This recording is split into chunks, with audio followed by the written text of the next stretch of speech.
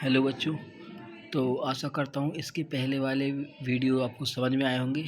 इसके पहले वाले पार्ट में भी अपन ने सहायक ग्रंथि या एक्सेसरी ग्लैंड के बारे में पढ़ा था। तो यहीं से अपन लोग एक शॉर्ट रिवीजन करते हैं, उसके बाद आगे की प्रोसेस पढ़ेंगे। तो आइए देखते हैं।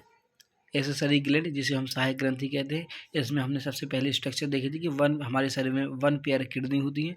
इन किडनियों से एक जोड़ी पतली लंबी नली निकलती है, जिसको हम वृक्क नली या यूरेटर कहते हैं। और ये दोनों नलियाँ आगे जाके एक थैलीनुमा संरचना में खुलती है, जिसको हम यूरिनरी ब्लैडर या मूत्राशय कहते हैं। अब आइए देखते हैं हमने सहायक ग्रंथि में हमें 3 प्रकार की मुख्य ग्रंथि पढ़नी है। इन 3 प्रकार की मुख्य ग्रंथियों में सबसे पहले देखें, हमने देखी थी ये हमारा वृषण कोश होता था। इस वृषण कोश में अंडे की जैसी एक संरचना थी, जिसको हमने वृषण बोला था। वृषण और वृषण कोश दोनों के बीच में कुछ स्पेशल टाइप के टिश्यू थे, जिसको हमने गुबर्नाकुलम बोला था।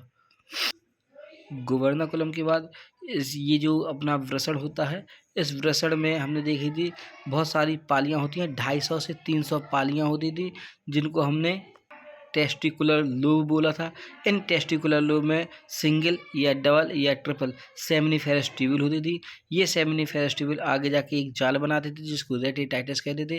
रेटिटाइटस आगे जाके एक पतली नली बनाता था, जिसको वासा एफ्रेंसिया कहते थे। वासा एफ्रेंसिया फिर टेस्टिस के बाहर और वृषण कोश के अंदर एक फूली हुई संरचना बनाता था, जिसे हम एपिडिडाइमस कहते थे। एपिडिडाइमस आगे जाके पतली सी लंबी नली बनाता था, जिसको हम वासा डिफरेंसिया या शुक्रवाहक कहते थे। और शुक्रवाहक आगे जाके जैसे ही यूरेटर से जाता था, वहाँ से एक फूल लेता था।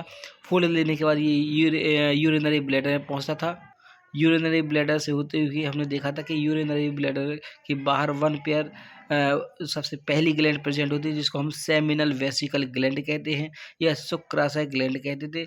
इसमें मैंने बताया था शुक्राशय को हम 2 शब्दों में बांट सकते हैं, शुक्र और आशय। शुक्र माने स्पर्म, आशय माने रहना। मतलब ये वो प्लेस होता है जहाँ पे क्या रहते हैं, शुक्र या स्पर्म रहते थे, इसलिए इसको क्या बोला था, सेमिनल वेसिकल ग्लैंड। अब इस सेमिनल वेसिकल ग्लैंड से एक ओपनिंग होती थी, जिसको हमने एजैकुलेटरी डक्ट बोला था।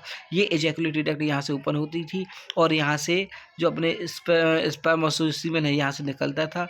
यहाँ से निकलते निकलते नेक्स्ट पार्ट पे आता था। ये पूरा पार्ट होता है यूरेथ्रा। क्या होता है, यूरेथ्रा। यूरेथ्रा को 3 भागों में डिवाइड किया था। पहला भाग होता है इतना वाला पार्ट होता था प्रोस्टेटिक यूरेथ्रा, जिसमें एक जोड़ी ग्लैंड प्रेजेंट होती थी। कौन सी, प्रोस्टेट ग्लैंड प्रेजेंट होती थी। इसके बाद दूसरा पार्ट होता है मेम्ब्रेनस यूरेथ्रा।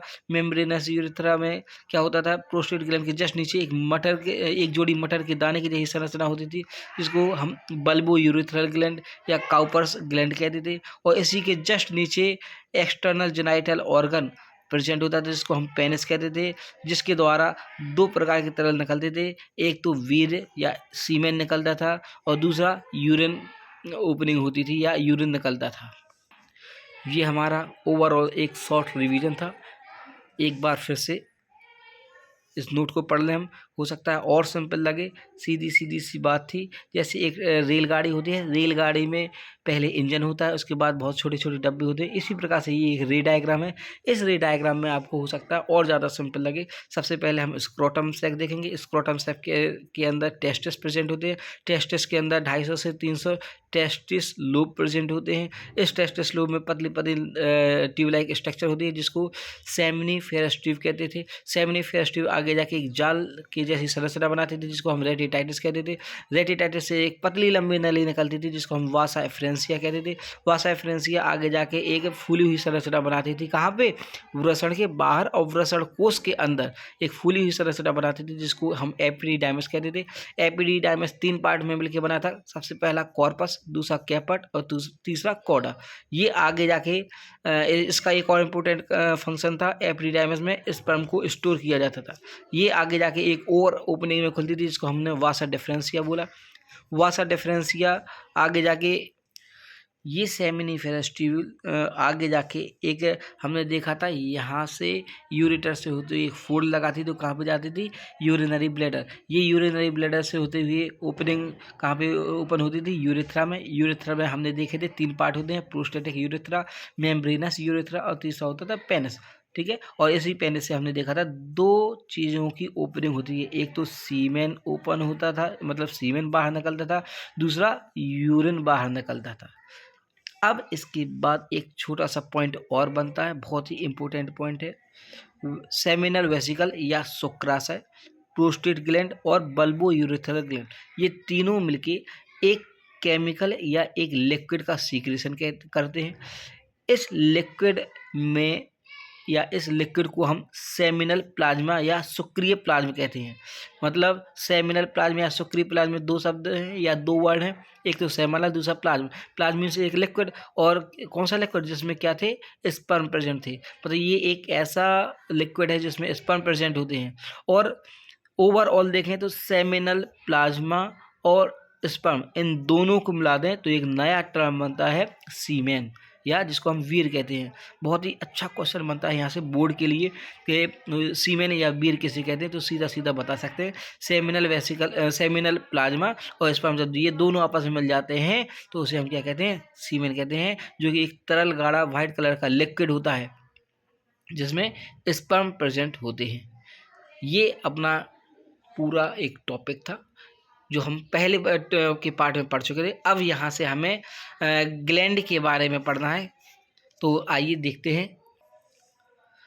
इससे पहले आप लोगों से रिक्वेस्ट है, प्लीज़ इस चैनल को लाइक करें, सब्सक्राइब करें और शेयर करें, जिससे ज़्यादा से ज़्यादा लोगों तक ये वीडियो पहुंच सकें। और जो बच्चे पढ़ नहीं पा रहे हैं कहीं जाके, तो ये वीडियो देख के आराम से उनको नॉलेज हो सकती है। और साथ में अगर ये नोट्स आप पढ़ते हैं तो आपको NCERT बुक पढ़ने की ज़रूरत नहीं होगी। जो हमारी गवर्नमेंट ने जो बुक चलाई है उस बुक को पढ़ने की ज़रूरत नहीं है, क्योंकि ये जो नोट्स बने हैं ये उसी बुक से बनाए गए हैं। तो प्लीज़ आप इस वीडियो को ज़्यादा से ज़्यादा शेयर करें और लाइक करें, सब्सक्राइब करें। तो आइए देखते हैं। सबसे पहली ग्लैंड थी हमारी सेमाइनल वेसिकल ग्लैंड, जिसको हम शुक्राशय ग्लैंड कहते हैं। क्या कहते हैं? शुक्राशय ग्लैंड।